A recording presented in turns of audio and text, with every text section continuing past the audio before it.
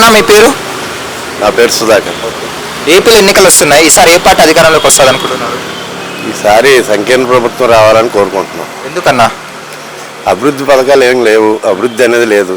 దాని గురించి అభివృద్ధి అవుతుంది సంకీర్ణ పథకాల్లో. సంకీర్ణ ప్రభుత్వం వస్తే అభివృద్ధి అవుతుంది. 5 ఏళ్ళు చూశారు కదా జగన్ గారి పరిపాలన, మీకు ఎలా అనిపించింది అన్న 5 ఏళ్లలో? ఎలా అనిపించిందంటే అందరూ చూస్తున్నారు కదా, సరైన పెట్టుబడులు లేవు, ఏ ఉద్యోగాలు లేవు, జాబ్ క్యాలెండర్ లేదు, అంతా అస్తవ్యస్తంగా ఉంది పరిస్థితి. కానీ సంక్షేమ పథకాలు ఇస్తున్నామో పేదవాళ్ళు సంతోషంగా ఉన్నారని జగన్మోహన్ రెడ్డి గారు అంటున్నారు కదా. ఆయన అనుకుంటున్నారు అంతే, ప్రజలు అలా అనుకోవట్లేదు కదా. ఉచిత పథకాలు ఇవ్వడం వల్ల లాభం ఉందా నష్టం ఉందన్న?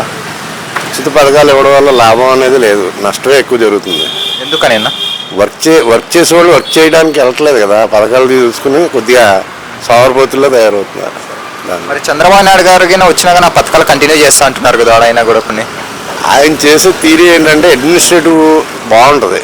ఈయన దగ్గర అడ్మినిస్ట్రేషన్ లేదు, ఆయన దగ్గర అడ్మినిస్ట్రేషన్ ఉంటుంది. దాని గురించి ఈసారి టీడీపీ వస్తే డెవలప్మెంట్ ఆంధ్రాలో జరుగుతుంది అంటారా మీరు? తప్పనిసరిగా జరుగుతుంది. వైఎస్ షర్మిల గారి గురించి ఏమంటారు? No comments. సరే, లోకేష్ గురించి? కామెంట్స్ ఏముంటాయండి, అంతా బాగుంటుంది వాళ్ళు వస్తే. మంగళగిరిలో లాస్ట్ టైం ఓడిపోయారు, మరి మంగళగిరి నుంటే పోటీ చేస్తున్నారు కదా, ఈసారి ఎమ్మెల్యేగా గెలుస్తారు లోకేష్ గారు? తప్పనిసరిగా గెలుస్తారు, తప్పనిసరిగా. జగన్మోహన్ రెడ్డి గారు అన్నా క్యాంటీన్ తీసేశారు, అలాగే పేర్లు కూడా ఎన్టీఆర్ పేర్లు మార్చేస్తున్నారు కదా, దాని మీద మీ అభిప్రాయం ఏంటన్నా? అన్నా క్యాంటీన్ అన్నది తీయడం చాలా తప్పు చేశారు. అది కొంత పేద ప్రజలకు ఇబ్బందికరమైన విషయమే. ఇప్పుడు మళ్ళీ దాన్ని రీఓపెన్ చేస్తారు ఎన్టీఆర్ ప్రభుత్వం వస్తే, అప్పుడు దాన్ని బట్టి బాగుంటుంది. ఈసారి టీడీపీ వచ్చిందనుకో పోలవరం కానీ అమరావతి కానీ అలాగే రోడ్లు కానీ ఇవన్నీ డెవలప్మెంట్ జరుగుతాయా? తప్పనిసరిగా జరుగుతుంది. పోలవరం ఇప్పుడు నుండి అలాగే ఉంది, దాన్ని ఇంకా కంప్లీట్ చేయలేకపోతున్నారు.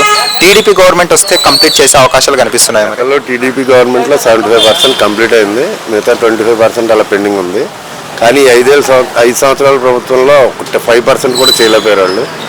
ఈసారి తెలుగుదేశం వస్తే కంపల్సరీ చేస్తాం. బీజేపీకి 10 సీట్లు ఇచ్చారు కదా టీడీపీ వాళ్ళు, దాని మీద మీ అభిప్రాయం ఏంటి? No comments. గెలుస్తుందంటారా? బీజేపీ 10 సీట్లు ఇచ్చింది అంటే మైనారిటీ ఓట్లు పడే ఛాన్స్ అవకాశం లేదు కదా? లేదు. మీరైతే టీడీపీ రావాలని కోరుకుంటున్నారా? Okay, thank you. Hi friends, మా ఫ్యూచర్ టుడే ఛానల్ చూస్తున్నందుకు చాలా థ్యాంక్స్. మరిన్ని లేటెస్ట్ వీడియోస్ కోసం వెంటనే సబ్స్క్రైబ్ చేయండి. అలాగే ఈ బెల్ ని కూడా రింగ్ చేసేయండి. మా లేటెస్ట్ వీడియోస్ నోటిఫికేషన్స్ అన్నీ మీ మొబైల్లో వస్తాయి. మా వీడియోస్ మీకు నచ్చితే లైక్ చేయండి, షేర్ చేయండి, నచ్చకపోతే కామెంట్ చేయండి.